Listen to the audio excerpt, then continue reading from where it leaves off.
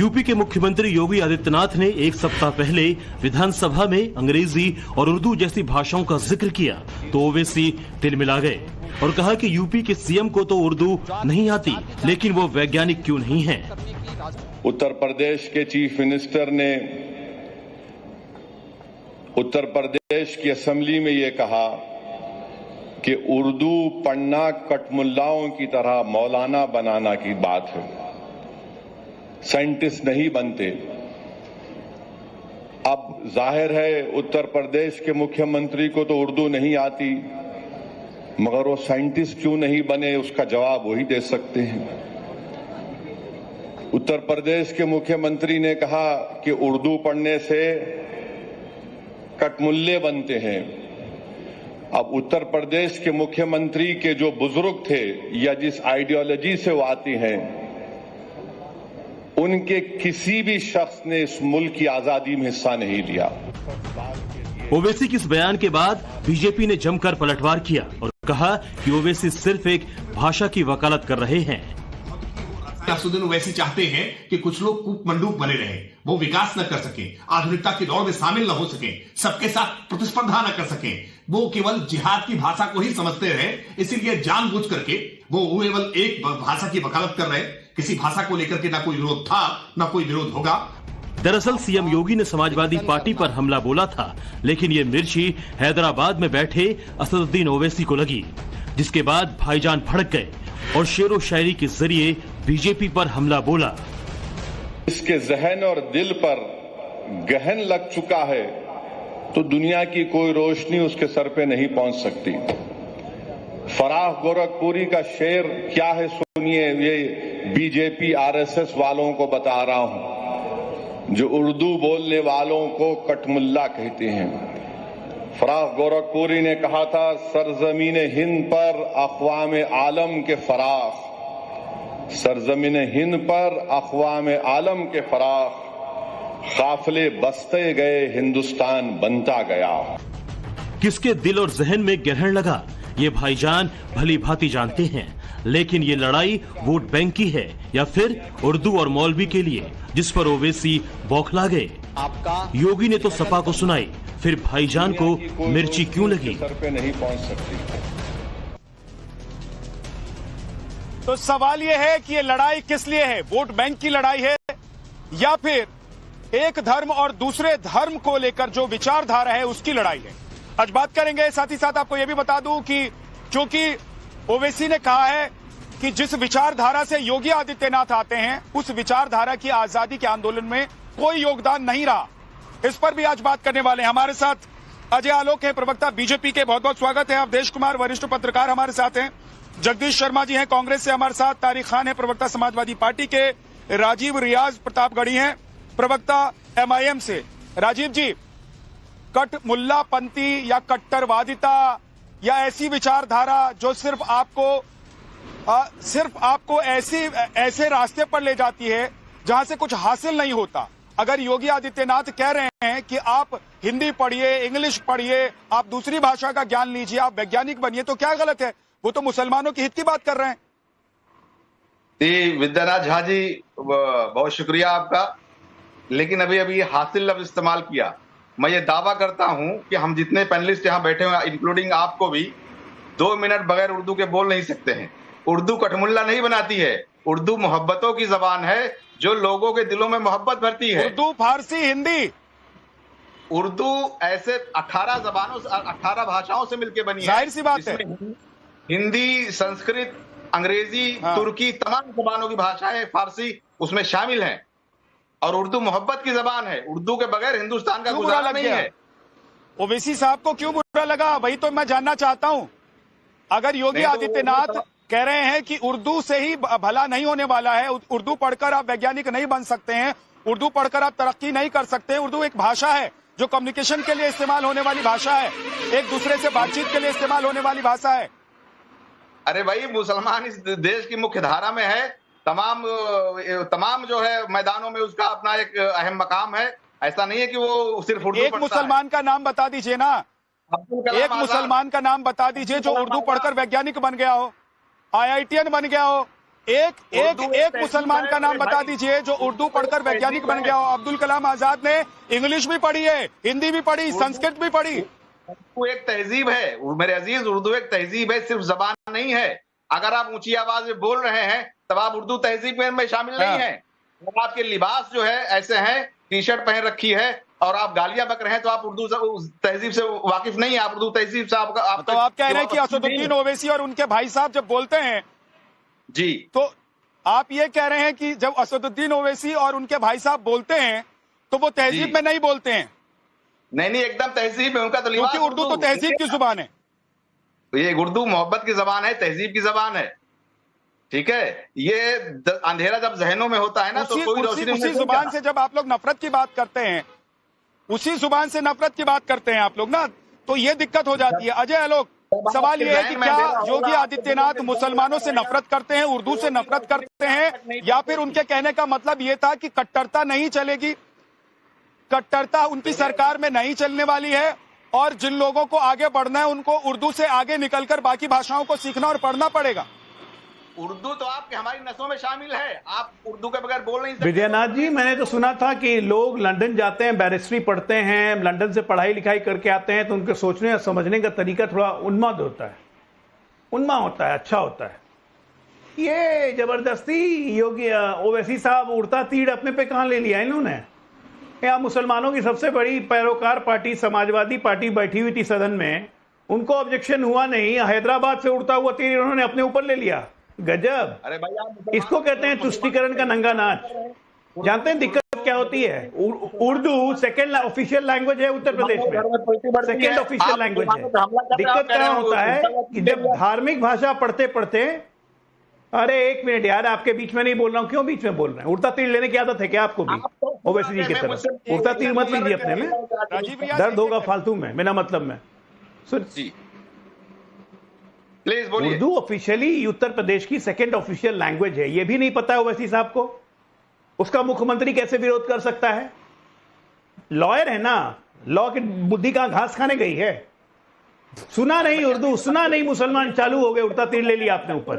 अरे उत्तर प्रदेश में समाजवादी पार्टी सबसे बड़ी मुसलमानों की पैरोकार बैठी हुई है, इसलिए चिंता ना करें वैसी। पहली बात तो ये। दूसरी बात बताता हूं, दिक्कत क्या होती है कि पढ़ाई की सामान्य भाषा जिसको हम नेशनल लैंग्वेज कहते हैं, हिंदी या अंग्रेजी, उसको अगर हम सेकेंड लैंग्वेज को धार्मिक भाषा में परिवर्तित कर दें, जो कि उर्दू को हमने कर दिया है, मुसलमानों ने कर दिया है मदरसे में।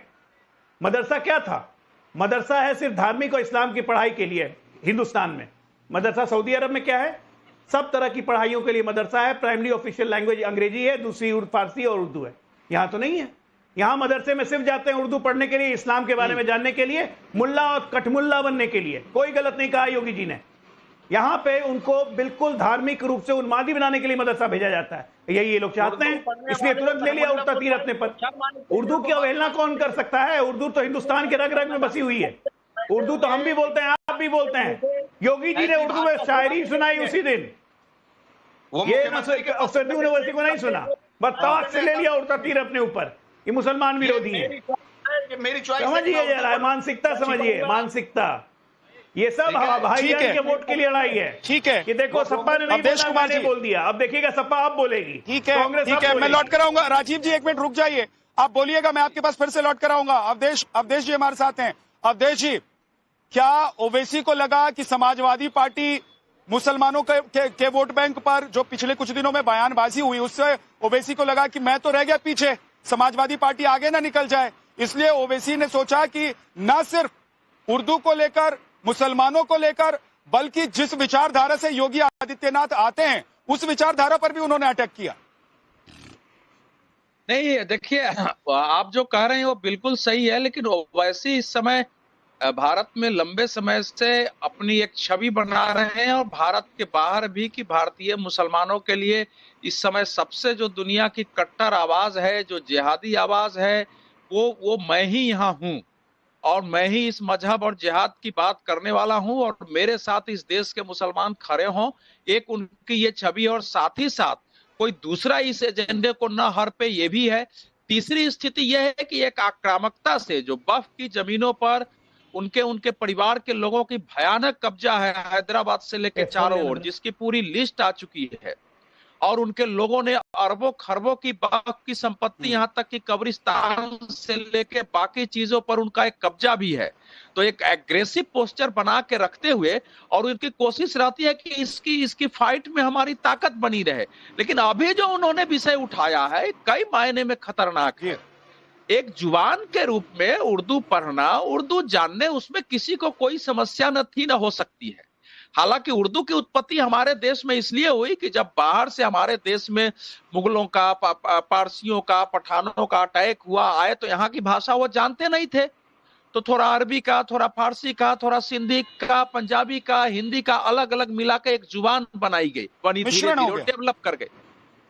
और उसे उर्दू के जुबान के आधार पर, इस लैंग्वेज के आधार पर पाकिस्तान के विभाजन में इस लैंग्वेज की एक बड़ी भूमिका हुई। हालांकि पाकिस्तान में आज भी पंजाबी बोलने वालों की संख्या ज्यादा है। ये उल्टी बात हो गई, पंजाब बनने के बाद भी वहां उर्दू बोलने वाले इतनी संख्या में लोग नहीं बने हैं। सिंधी बोलते हैं, ठीक है। बलूचिस्तान के लोग दूसरी भाषा बोलते हैं। ठीक है, एक बार बाकी मेहमानों को भी अब देश में शामिल कर लेता हूं। तारिक खान समाजवादी पार्टी से हमारे साथ हैं और जगदीश शर्मा भी हैं कांग्रेस से। जरा एक बार शामिल कर लेता हूं उनको, उसके बाद वापस मैं आप लोगों के पास फिर से आऊंगा। तारिक खान, ये बताइए कि ओवैसी कह रहे हैं योगी आदित्यनाथ जिस विचारधारा से आते हैं उनकी कोई भूमिका नहीं रही है आजादी के आंदोलन में। आपको भी ऐसा लगता है क्या?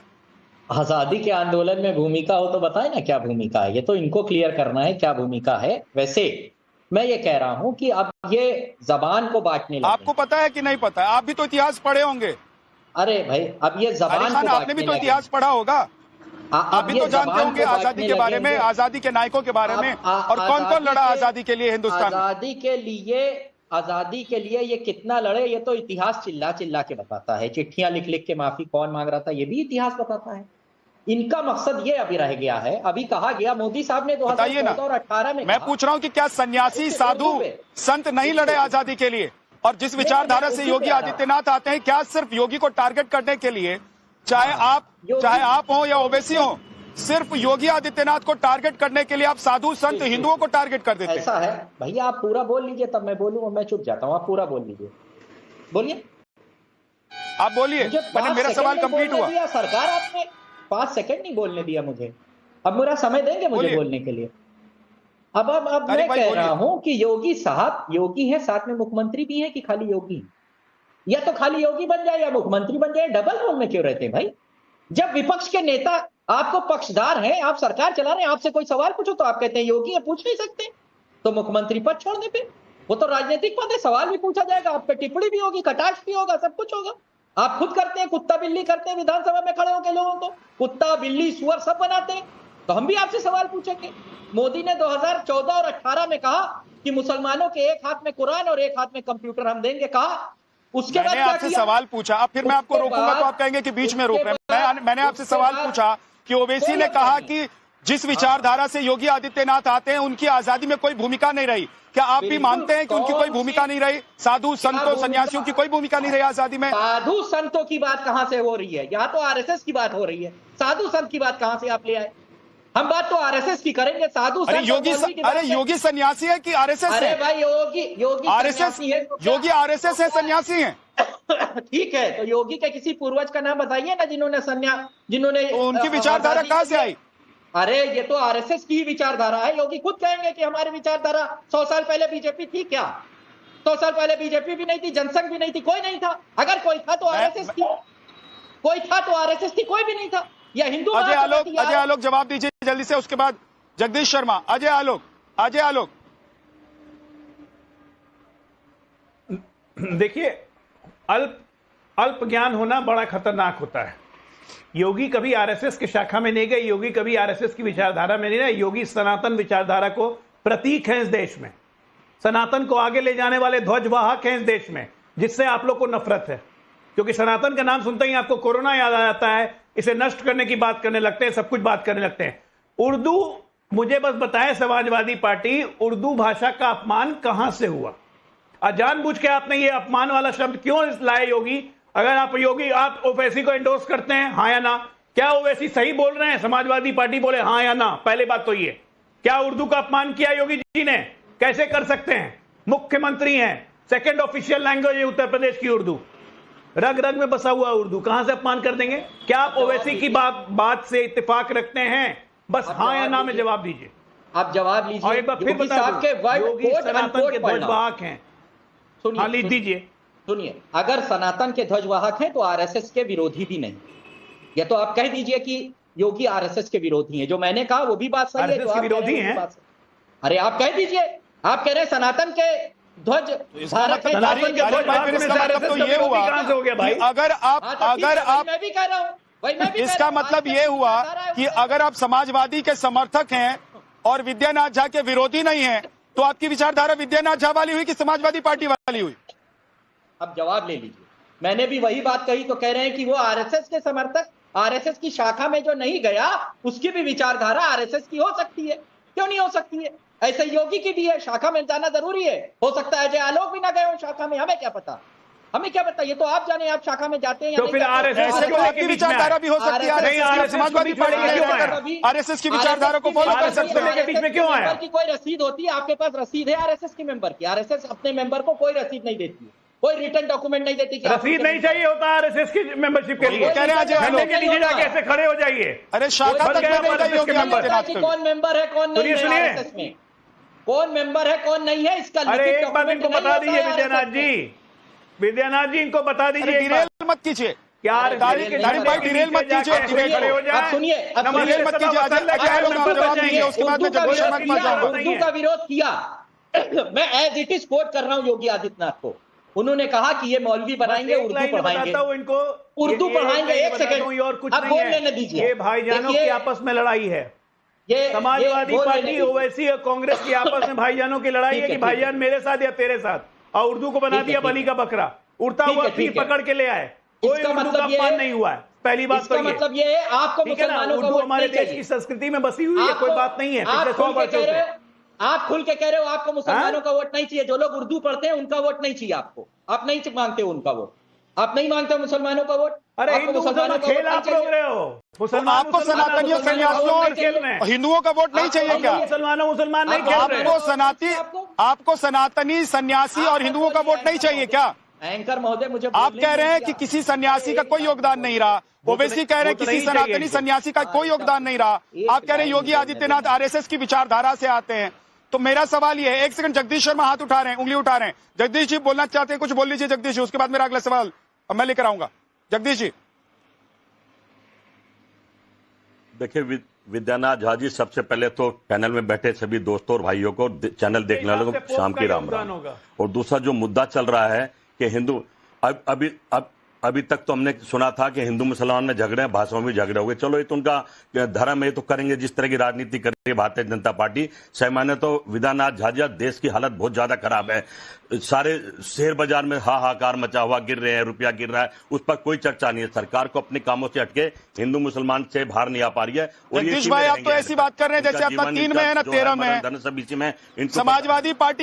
समाजवादी पार्टी को टारगेट करते हुए अगर योगी आदित्यनाथ कुछ बोलते हैं तो बुरा ओवैसी को लगता है, ओवैसी जी को लगता है। हम भारत, और आप कह रहे हैं कि शेयर बाजार को देखिए। अरे पहले आइए मुद्दे पर बात कीजिए, उसके बाद चलेंगे शेयर बाजार। सीएम योगी को जिस धर्म से सीएम शेयर बाजार में आपके पैसे ज्यादा लगे होंगे, इसलिए आपको दर्द ज्यादा हो रहा है। चिंता नहीं है। यहाँ पर 90 करोड़ हिंदुस्तानियों के शेयर बाजार में पैसे नहीं लगे हुए हैं। शेयर बाजार मेरा 1 रुपया नहीं लगता शेयर बाजार में। मोदी और मोदी के दोस्तों के पैसे लगे हैं लूटने के लिए, लुटाने के लिए। हम ये काम नहीं करते, पर हालात खराब है शेयर बाजार। मुद्दे पर आइए। मेरा सवाल, बात को समझो। और मेरा सवाल ये है, मुद्दे पर आता हूं। अच्छा, मुद्दे से भटकिए मत, मुद्दे से मत भटकिए। मेरा सवाल ये है कि क्या योगी आदित्यनाथ ने उर्दू का अपमान किया, मुसलमानों का अपमान किया? और असदुद्दीन ओवैसी जब कहते हैं कि जिस विचारधारा से योगी आदित्यनाथ आते हैं उनका कहीं पर कोई योगदान नहीं है, ना आजादी के आंदोलन तक में योगदान है, तो क्या ये बातें आपको भी समझ में आती हैं, आपको भी ठीक लगती हैं? भाई दो बात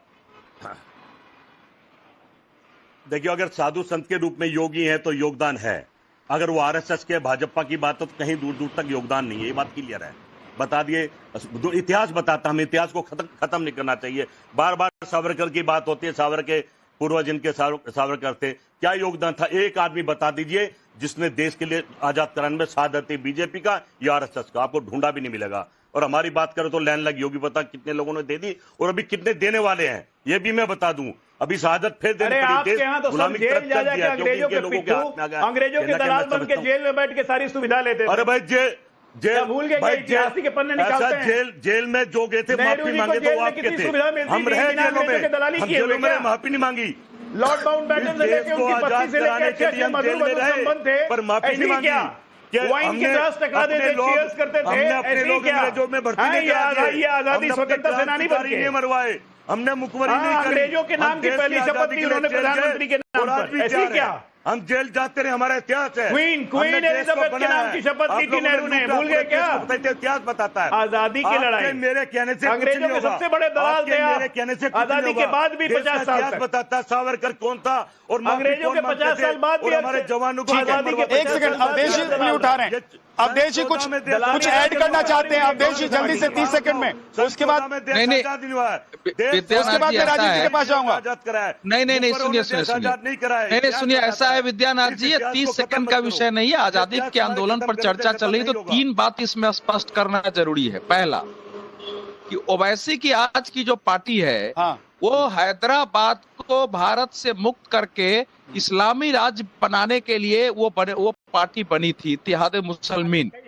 और जो उसके प्रमुख थे वो तो मर गए, दूसरे कासिम रिजवी आए, उन्होंने रजाकारों का संगठन किया, जो अत्याचार किए, मारे। उसी में इस समय जो खरगे जी है, उनके बाप, उनके परिवार के लोगों को भी हत्या किया था उन लोगों ने। और ये बिल्कुल बाद में वल्लभ भाई पटेल के आदेश पर जब वहां सेना उतरी है, तब वो भारत में मिला है। वो पार्टी आज आजादी की बात करती है। सेकेंड, देखिए, कांग्रेस पार्टी 1885 में बनी है। पहला सही आंदोलन 1905 में बंग भंग का हुआ है, जिसमें कांग्रेस की भूमिका न के बराबर थी।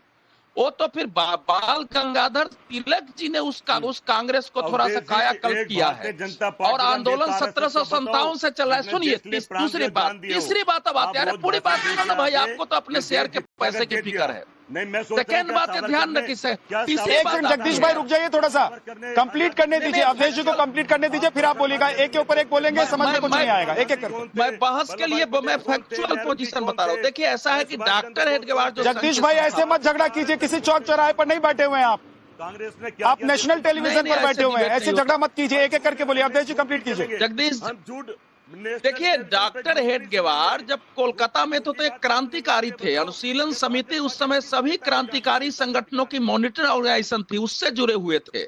और वो आए, वो जब नागपुर लौट के आए तो पहला आंदोलन असहयोग आंदोलन में भाग लिया, खिलाफत से नहीं थे। वो जेल गए थे, जब लौट के आए तो कांग्रेस ने उनके स्वागत में मोतीलाल नेहरू उस सभा में गए हैं।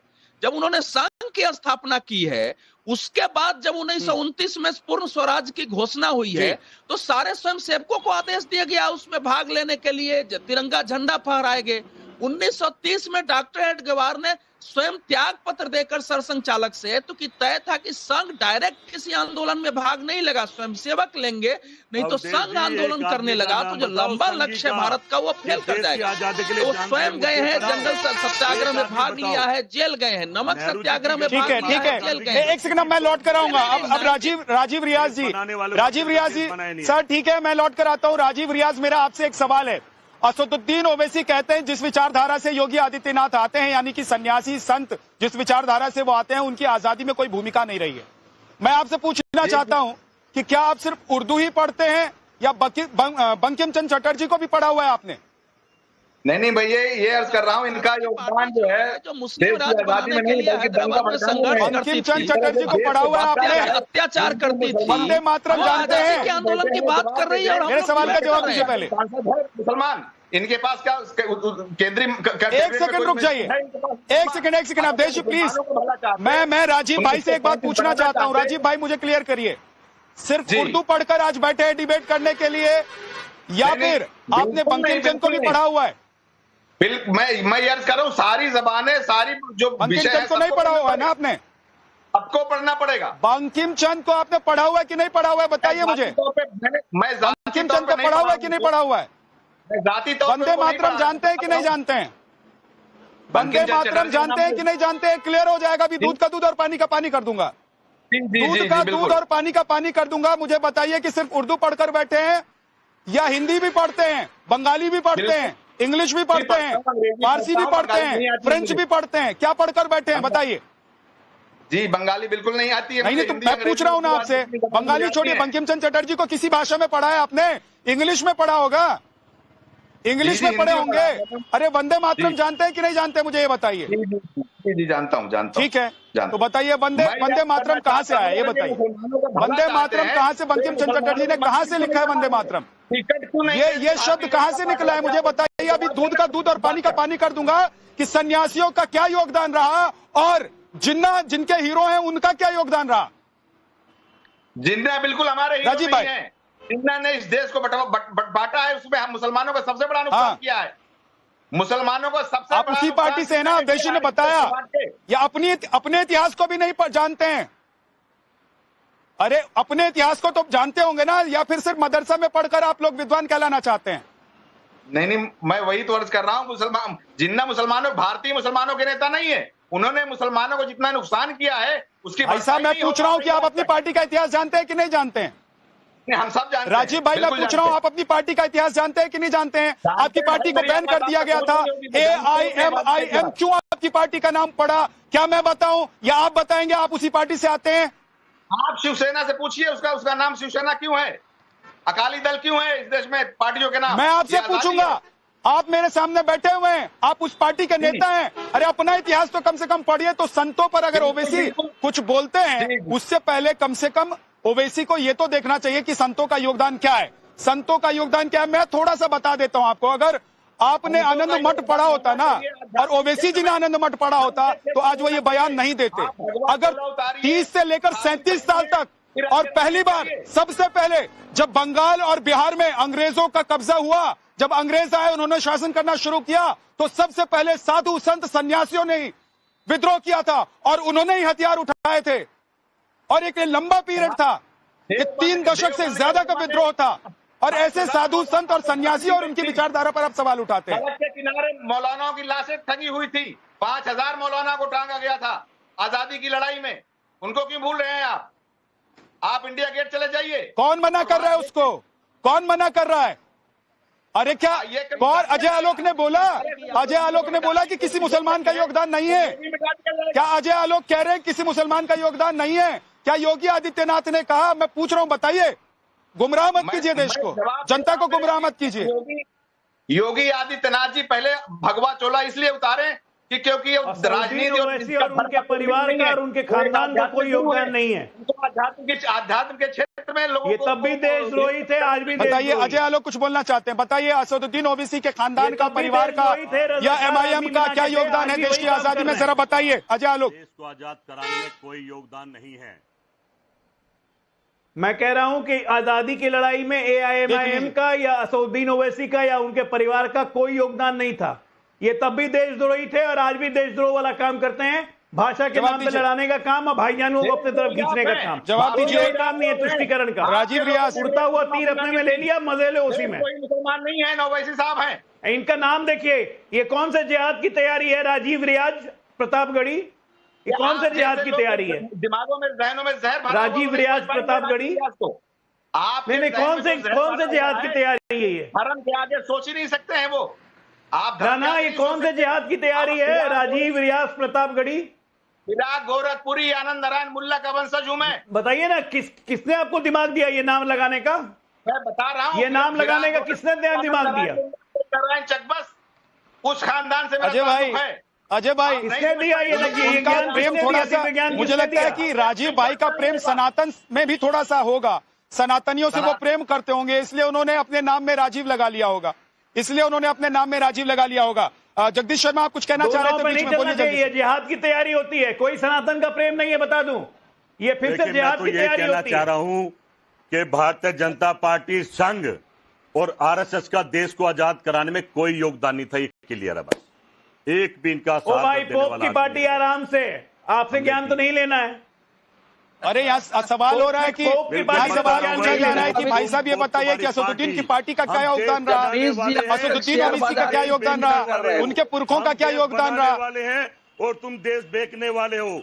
तुम देश ये के गद्दार हो, हम भारत जगदीश को जी की बनाने वाले में पार्टी कितनी जिस बात है। हिंदू महासभा की आलोचना करती है, उस हिंदू महासभा के लोग कांग्रेस के अध्यक्ष भी हुआ भाई करते आप थे। तो चुप ही रहिए। आजादी के आंदोलन का एक अलग स्वरूप था, अलग अलग संगठन विचार के लोग आजादी का आंदोलन लड़ते थे, वो कांग्रेस में भी होते थे, कांग्रेस के बाहर भी होते थे। उसी संघ के लोग कैबिनेट में भी थे। ना भाजपा का योगदान, ना संघ का योगदान, ना वीर आरएस का अरे भाई योगदान, सिर्फ जगदीश शर्मा का योगदान और सिर्फ राहुल गांधी का योगदान, और सिर्फ जगदीश शर्मा और राहुल गांधी की वजह से ये देश आजाद हुआ, और ये देश आज तक आजाद है और आगे भी आजाद रहेगा, आगे भी आजाद रहेगा। लेकिन तारिक खान क्या बैठे बिठाए आपके मुद्दे को असदुद्दीन ओवैसी ने हड़प लिया और आप देखते रह गए।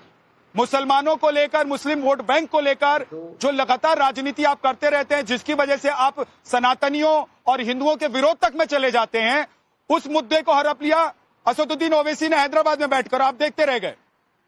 उर्दू हिंदुस्तान की जबान है और उर्दू के लिए लड़ाई हम लड़ते रहेंगे। अब उसको आप मुसलमान की लड़ाई कह सकते हैं, आपका अधिकार। अच्छा, नाम रखने से पहले बीजेपी ऑफिस में अजय आलोक से पूछना पड़ेगा, और अगर कोई नाम ऐसा रख देगा तो वो जिहाद को प्रमोट करेगा। अमित शाह तो मुसलमान भी लगाते हैं, बीच में नहीं, भाईजान के समर्थन में आए सपा, बीच में नहीं। एंकर महोदय देखो ऐसे सपाई आए भाईजान के समर्थन में। अजय आलोक सुन लो भैया, सुन लो आराम से सुन लो। पहले सपाई आए भाईजान के समर्थन में। अजय आलोक साहब सुन लीजिए, अजय आलोक साहब सुन लीजिए। देखिए तारिक भाई, आप इधर उधर की बात करने लग जाते हैं। वक्त कम होता है टेलीविजन पर, आपको पता है, और डिबेट में मुद्दे पर रहना ज्यादा अच्छा होता है। तो आप इधर उधर की बात करने लग गए और वक्त नहीं है। लेकिन मैं अपनी तरफ से एक सलाह आपको जरूर देना चाहता हूं कि आज जो असदुद्दीन ओवैसी के लिए अचानक से नाम के नाम पर आपका प्रेम उमड़ कर निकला है, यही प्रेम राहुल गांधी के लिए भी आप लोगों का था। और अब देखिए दिल्ली के चुनाव में क्या हो गया। तो आज डिबेट में इतना ही।